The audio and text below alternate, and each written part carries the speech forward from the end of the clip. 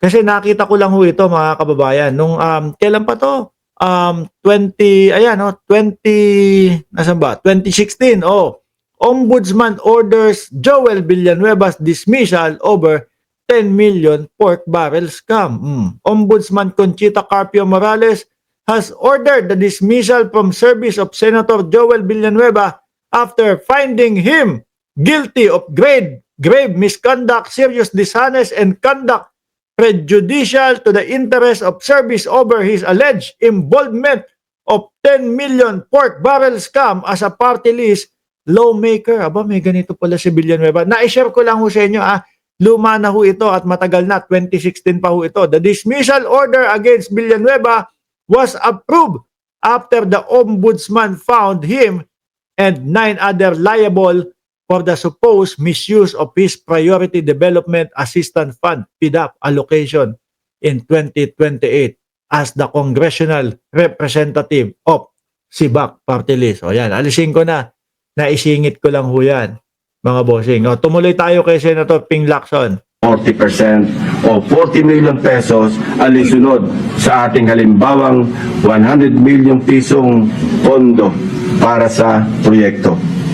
Tinukoy ni Lacson ng isang kongresista sa Oriental Mindoro na nakakuha daw para sa kanyang distrito ng 10 billion pesos o mahigit Aba, kongresista naman to. Oh. kalahati ng flood control project ng kanyang probinsya. Puro hinugot umano sa unprogrammed funds. Pero sira-sira na raw ang mga estruktura.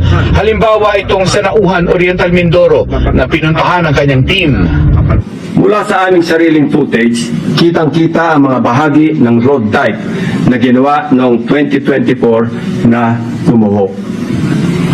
Ang nakikita niyong flood control project ay nagkakahalaga ng 204.8 million pesos na base sa official record. Hindi tapos. So, inanod na ang bahagi ng dike ng DPWH ay completed project na nito lamang Pebrero 2025. Halos 3 buwan pa lamang ang lumipas, Mr. President. Hindi man binanggit ni Lacson ang pangalan ng kongresista. Ano yan? Sino yung Congress? Ang hirap, ang leto. Lakihan ko. Arman Panaligan, ayan yung binulugan. Congressman Arman Panaligan, House of Representatives. Oh. Pero nakalagay ito sa kanyang presentation. Si Oriental Mindoro 1st District Representative Arnan Panaligan. Hinihingan pa namin siya ng tugon sa talumpati ni Lacson. Tinukoy din ni Lacson ang mga proyekto sa kandating Arayat, Pampanga. Ang isa pinondohan noong 2023 ng 91 million pesos. Pero makalipas ang isang taon, Sabi ni Alexander the Great, si Chris, si Chish at Villanueva ay sangkot din sa Napoles scam na malaki ang nakuha. Sabi ni Alexander the Great. kailangan na itong i-repair at pinondohan ng 2 ulit na 91 million pesos. Ehemplo daw ito ng double insertion na ginagawa ng mga mambabatas. Oh, may mga insertion na talaga, ano? Ito nga lang, yung kay Chish, yung nakita naman, 142 billion. Sabi naman ni Tito Soto, mas malaki pa yung nakita ko yata dyan, hindi lang 142. No? Umabot yata ng 300 billion. Aba, at nawili na ang thunder ng Edmarie Construction na siyang palaging nananalong contractor sa kandating Arayat, Pampanga. Tapos ganyan na, siguro kapag malaki na yung nakuha o nakuha na ng buo yung pondo galing sa gobyerno, ayan na, tiwangwang na, tenga na. Oh. Naglagay pa ulit ng 100 million pesos ngayong taon. Buti na lang, pinigil ng Malacanang ang pag-release ng pondo. Tapos galit na galit yung mga DDS sa Malacanang o galit na galit yung mga DDS kay Pangulong Bongbong Marcos. Diba? At binibintang pa kay Pangulong Bongbong Marcos. Samantalang si Pangulo nga ang nangunguna, Si Pangulong Bongbong Marcos ang nangunguna at nagsisiyasat at mismong pinupuntahan po yung mga mismong flood control.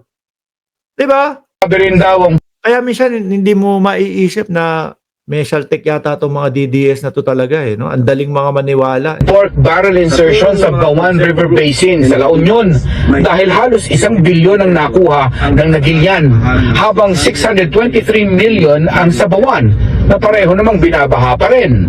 Sa aming masinsing pagkalkal ay natuklasan naming isang kontraktor ang naawardan ng lahat ng packages na ito, ang Silver Wolves Construction Corporation. Distinct pa rin, distinguished colleagues.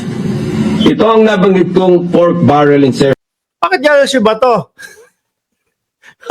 Ganun lang si Bato. Napansin ko lang ko, hindi pala gumagalaw yung ano.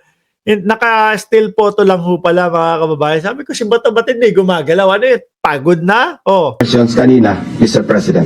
Pero sa Bulacan daw ang pinakamalalang Oh, ayan na! No? Tapos sa insertion ni Chis, Bulacan ang may pinakamalaki. 2.9 billion. 2.9 billion yung matatanggap sana ng Bulacan. nakawan. Puro kasi ghost project daw doon. Sa Malolos, 2 proyekto sa 2 barangay na tig 77 million ang halaga ay guni-guni lang. Sa Hagonoy, 4 na proyekto na tig 77 million din ang hindi talaga ginawa. 2 kontratista raw ang kumuha ng mga proyektong ito. Yung kukunin lang, oh. Kuha tayo ng pondo sa kanila, oh. Bahala na kayo dyan, nakakuha na namin yung pondo, eh. Wala nang ginawa. Sabi nga ni Pangulong Bongbong Marcos, eh, ni isang hollow block, parang hindi naglagay dito, eh. No? Ni isang araw yata, hindi gumawa dito, eh. Oh. Ang Wawaw Builders at Darcy and Anna Builders. My office is willing and ready to provide the names of the members of this well-organized syndicate inside the Bulacan 1st District Engineering Office, including probable witnesses to testify against them if and when the appropriate authorities will open a formal investigation into this morally big.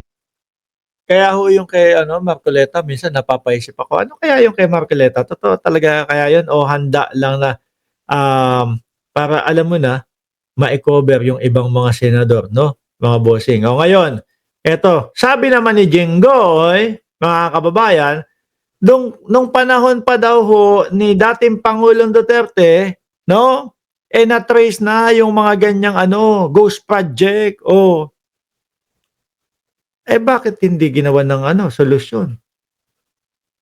Dami palang multo sa Bulacan, sabi ni Ma'am Milagros Rombawa. Ghost projects, no? Hindi na daw ho bago. Traced to Duterte era. Oh, nakita na doon. Bakit hindi ginawa ng paraan? Bakit hindi inayos? Hindi inesikaso? Hindi